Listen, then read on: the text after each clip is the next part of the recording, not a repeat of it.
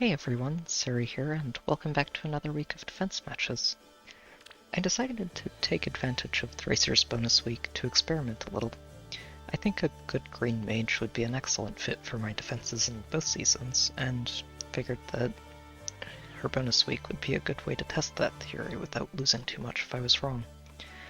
I switched Edelgard into the bonus unit slot as well. It mostly just lets Mirabilis use aerobatics without losing the dance on the first turn. Yet the other major change to the defense was Zeros, who is now plus 10 after an extremely lucky summoning session on the Hero Rises banner. I also gave her no follow-up. I think it helps a lot with forcing the enemy team to deal with her with a very targeted unit, either a really bulky green or something with no follow-up themselves. The rest of the team is the same.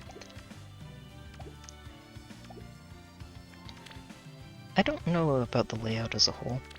There are some modifications I'd like to make to it, but overall it did a lot better than I was expecting this week. We only had one clean loss, and the rest of the matches were straight successes. So overall I think the experiment worked out, and I'm definitely going to be thinking about a good mage to build up that isn't necessarily Thrasir, because I don't think that she's too much of a threat outside of her bonus week. So let's get into this first match.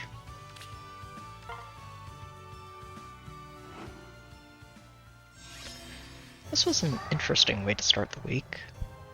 I don't think I've actually seen a Matilda, even with her Refine, for a very, very long time. They supported her with Winter Altina, and she's a pretty good support. I think that Corrin, male Corrin with his Yado Refine, is almost strictly better because he gives a little bit more stats. But Matilda works out well enough. They also have Lucina to support her even further, along with 2 attack boosting mythics and Plumeria on top of that. It's a really targeted team structured all around this Altina, and they do have a plus 10 Plumeria.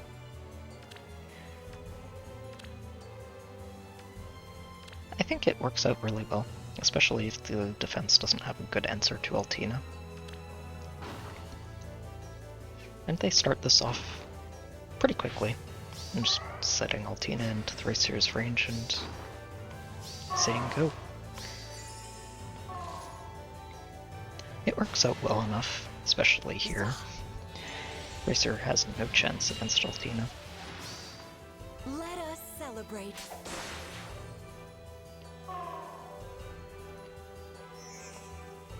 But unfortunately, once Eliwood moves in and Felix gets a warp pad, Hear our prayer. he kind of demolishes her. She does get to use Twin Blades because she can't use Vantage, and with the breath effect from Lucina, she actually gets it fully charged. And losing her enough is enough for them to concede. This one was a bit odd, actually.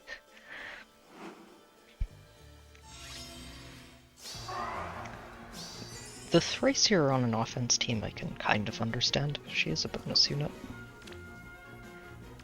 But bringing Leaf along as well seems very strange. He is plus 5, but still. Julia, Flayns, and Claude, and Reagan.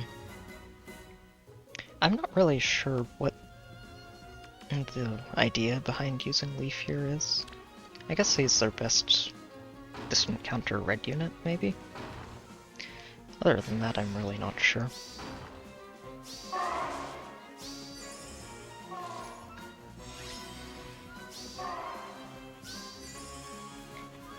They end up plonking Leaf here, in range of Thrasir, but they might have forgotten about the orders. which lets Felix jump in and Here, take this. take him out of the fight. No, no!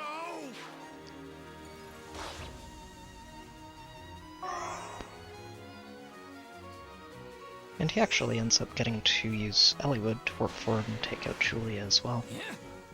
Lord Selith, I remember. And without those two, that's enough for them to just concede the match.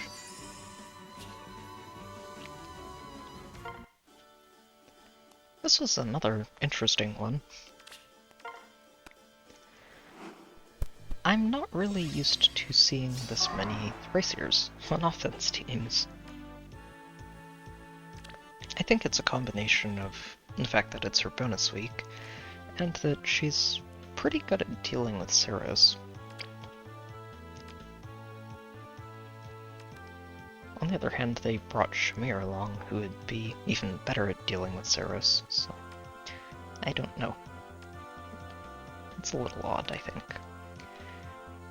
I think their overall strategy is to use this pre-charged Shamir and Reagan to pick off a priority target or two before letting Altinas sweep the rest. And they start this right away by just planting Altina in range of Thrasir.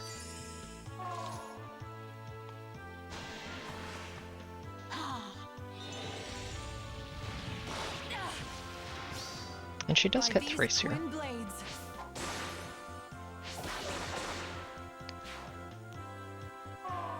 But unfortunately, like we saw before, Elliewood gets danced, and well, this time Felix doesn't even have to jump forward because Elliewood gets to Gale Force. But how? Which also lets him pick Shamir up. Just when I'd found purpose.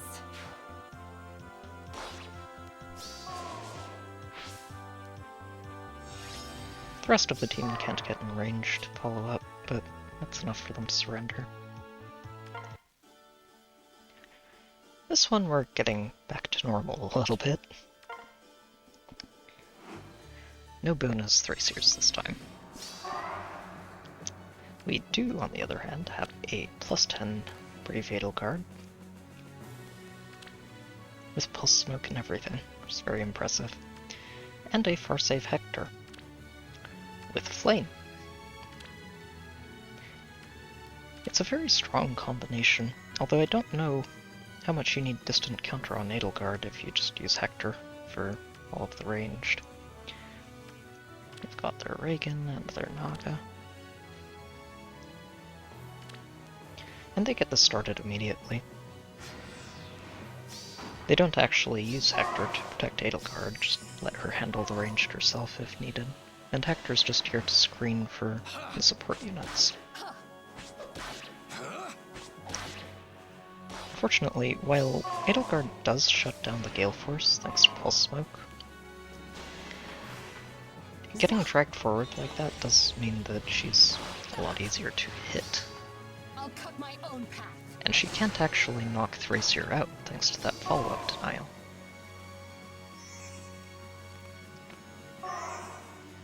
And a second round is more than enough for Thrasir to finish her off.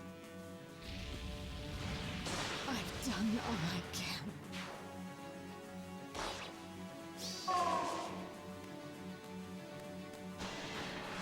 And while Felix can't actually knock Hector out here, Your luck's run out. he also doesn't get knocked out by the Spawnfire.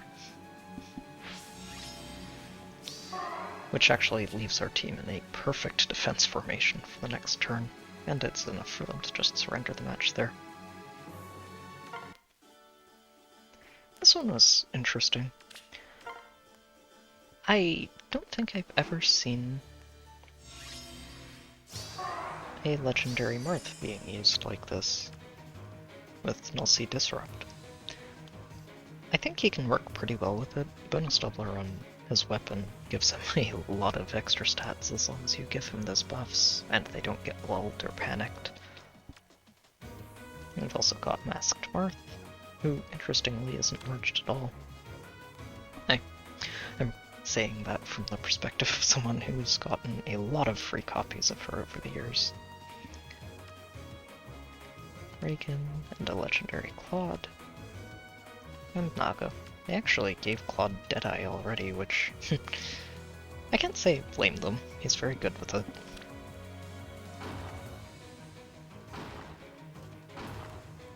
This was the first match that I saw someone really taking advantage of the reduced threat range from switching Veronica for Thrasir. And it does give them a lot more room to wiggle around the map. They use it to clear these front structures out, but they don't do a whole lot else with it, other than have Reagan go in and plant next to Felix. I think they were hoping that this would either be the bolt trap, or that it would at least tell them where the bolt trap is. It's definitely a sacrifice play. Reagan's not getting out of that alive. Unfortunately for them, Eliwood ends up planting his feet on this bolt trap. And that's enough for them to surrender.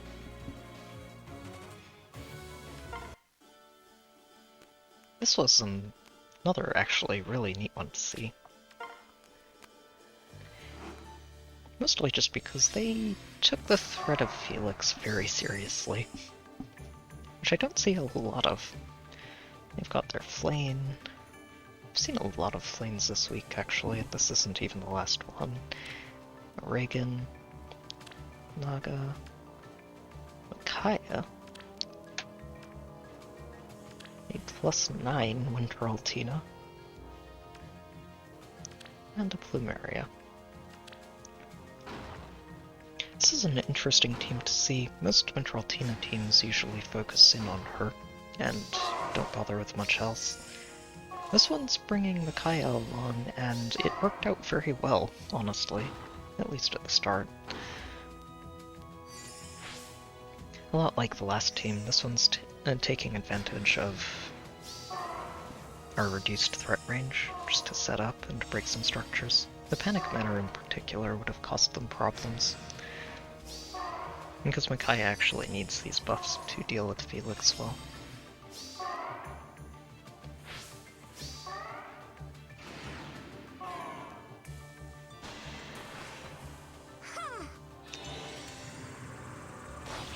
Interestingly, she doesn't actually even one-shot him. Those extra hit points from Thrasir are actually doing quite a bit for him this week.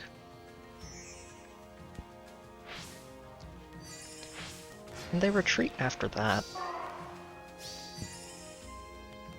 Unfortunately, without Vantage available, Altina's a lot more vulnerable than usual. And again, the bonus stats from Thrasir are doing a lot of work here. The Gale Force lets him go after Flame.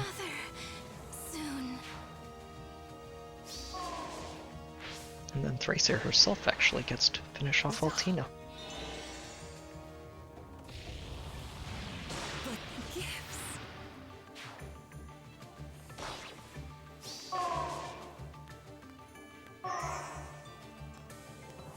And then gets another knockout by going after Reagan when she's danced. Weak. Not good enough. It is neat to see a team taking Felix seriously, though. Usually people are very willing to just plonk Altina and hope for the best.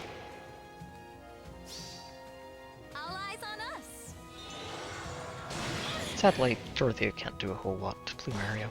She's got a lot of res, especially in her bonus week. And the rest of the team gets kind of stuck in the back, but losing those units is already enough for them to surrender the match. This one was a little odd, if I'm honest. The team itself is pretty solid and straightforward, but there's not really a good reason to be using only 5 units instead of 6 when you have Reagan on your team and you're also bringing a Farsafe Hector to the fight. The Scale Force Altina is probably aimed at a different team more than this one.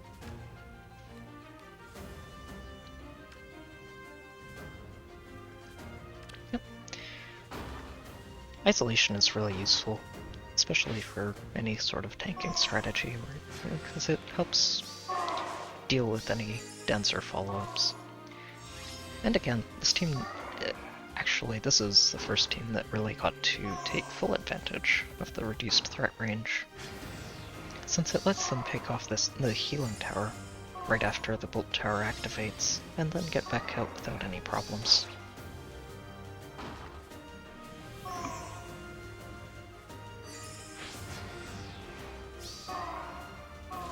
And it's looking really good for them here at this point.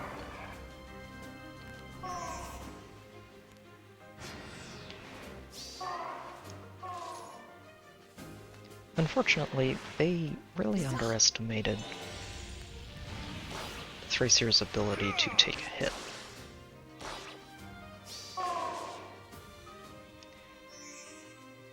And in fact, after the dance, she can actually barely knock him out.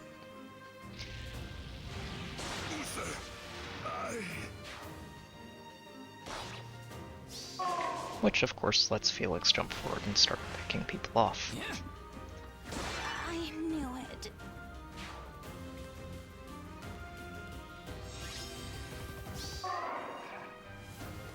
They decide to keep going.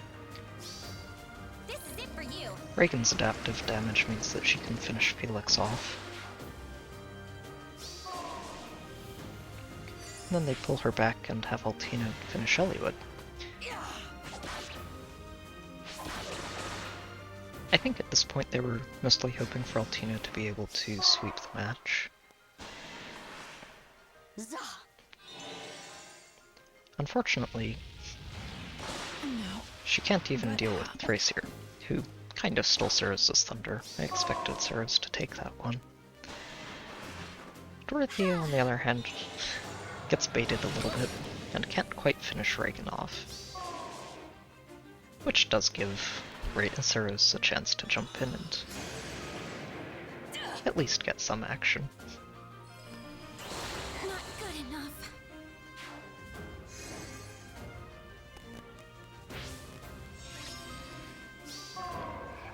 And with only a few of them left, at that point they really can't do much else, so they just surrender. This is where things started getting pretty serious, actually.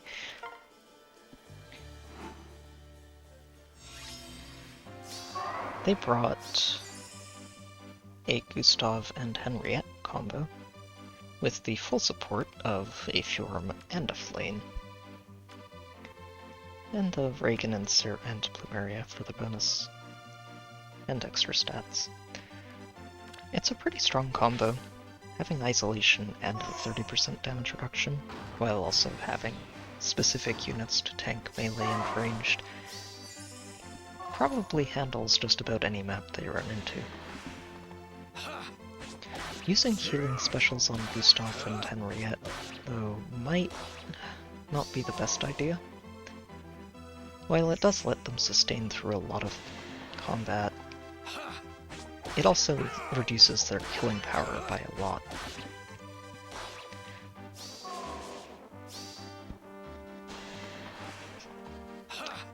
On the other hand, even though Eliwood gets 3 attacks into this Gustav, it's just not enough to break through him, which is impressive to see.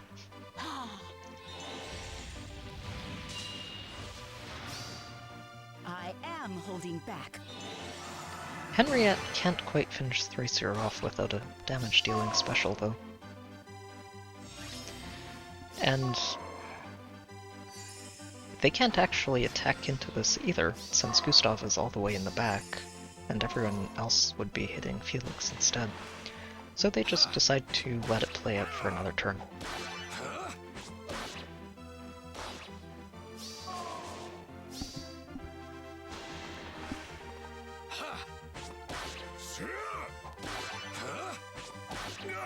It's really a bit of a stalemate here. While Eliwood isn't in any real danger, Won't you just die? he also can't kill Gustav, and, well, Thrasir isn't getting anything done against Henriette. Holding back.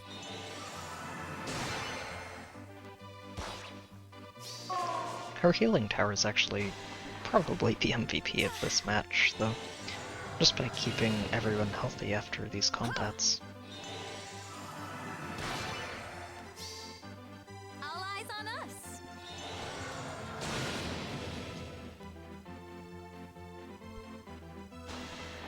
Sarah's jumping forward to attack here had me worried until I remembered that she is using no follow-up. Out of my sight! And without a damage-dealing special, Gustav can't actually knock her out.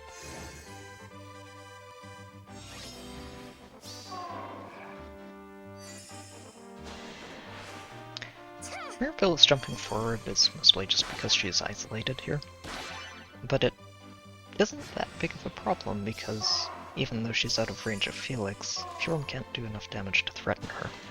And again, the healing tower tops everybody off, and we go through another round of all of this.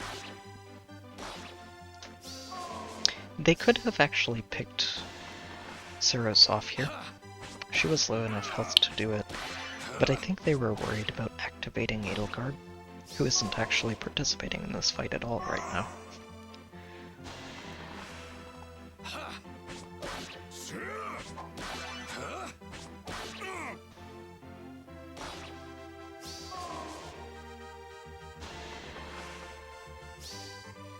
Weak.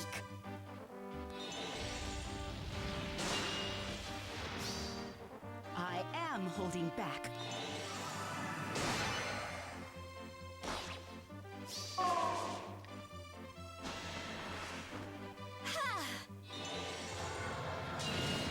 So I think around this point they decided that this wasn't ever going to actually end in their favor, and realized that the healing tower is doing a bit too much work.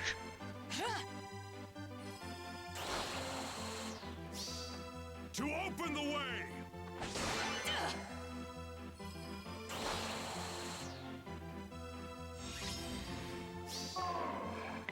So they finally decide to use their healers to pick it off. Unfortunately, they don't get in quite an ideal formation after that, which means that Thrasir can just Weak. use guidance to warp in and pick off Fjorm. I can't be your bride. And also that Eliwood can actually lunge Gustav.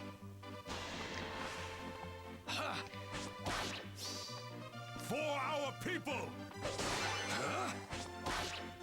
And once Gustav is pulled out of the range of Henriette, he's suddenly a lot easier to break, as is Henriette herself, and Cirrus picks that knockout up. Zah.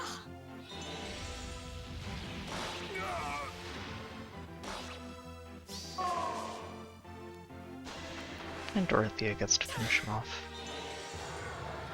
Alphonse, forgive me. Eliwood finally gets to use his Gale Force and pick Flayns off, Soon. now that Gustav is down. And losing that many of their team at once is enough for them to just surrender. While it did hurt a bit to see this one, after so many successes, I can honestly say I was expecting more failed defenses this week. And this was interesting to see just because it's really a maxed out version of the previous team, with a +10 Henriette, along with a +10 Gustav, with Summoner supported too, a +0 Flayns, and then a full set of +10 Mythics.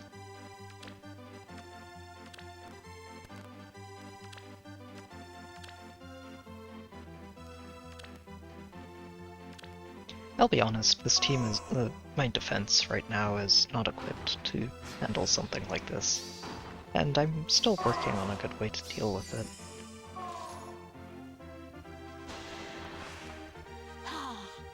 Interestingly though, Thrasir came very close to surviving this fight. Which is actually really good because, assuming I end up building a different green mage, that means that they'll actually have a very good chance of surviving that, and potentially throwing a major wrench in the rest of the team.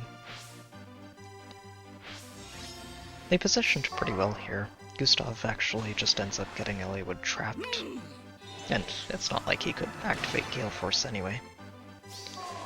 And then they pick him off with Henriette and Reagan. I don't think so.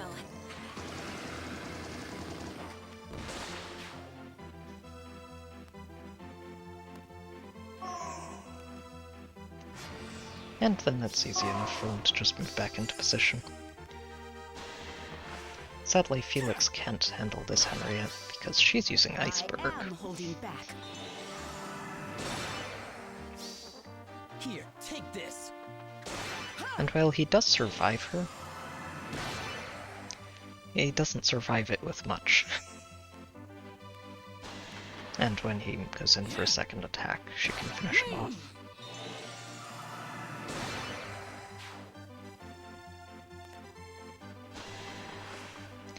And of course, Edelgard attacking into a Gustav is just not ending well for her. To open the way!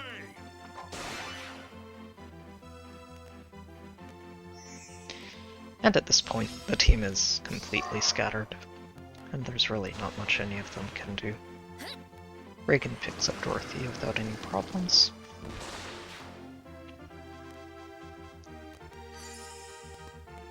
And then they move Gustav in to just deal with Saros. Especially with Naga's extra bonus, there's no hope for Saros to survive this fight.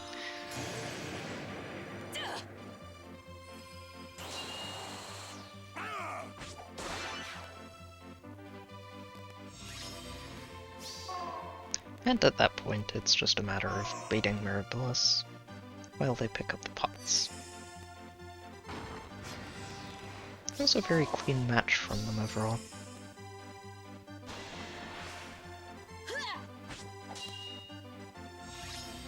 And again, while it hurts a little bit to see this go so easily for them, I am working on an answer to the save armors.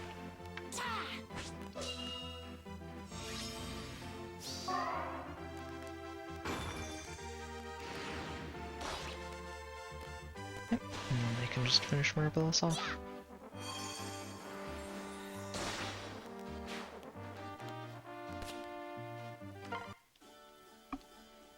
Even if I didn't lose any lift from that, it still stings a bit, so it's nice to bounce back with success. This one, though, I guess they saw the map and decided they just didn't want to bother. And that's fine, it's what ladders are for. On the other hand, we did get one more successful match before the end of the week. This one brought along an Edelgard as their primary unit, I think. She's mostly using her base kit, but it's still a very strong base kit, and they supported her with Corrin, who's really, really good at just supporting a single unit, thanks to that Refine that gives +4 to every stat. They also brought 2 Reagans, which I think this is the first time I've seen it. It's a really interesting idea, though. I think it opens up a lot of Kanto nonsense that you can really take advantage of. They've got their Plumeria and an Altina. Having 3+ attack mythics also does a lot for just being able to secure one shot on counterattacks. And they just plunk Edelgard and bait Thrasir, which works out pretty well, at least when I won't back down. Thrasir is on the board.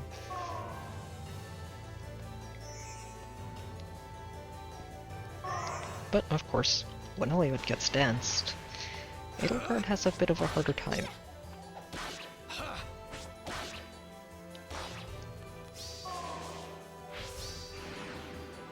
And then he pulls her onto the bolt trap, which This can't be. makes everything in the area a very, very easy knockout. Felix jumps forward to finish off Fatal Guard. I've done all I can. And then the defense ends up in a pretty good formation for the next turn.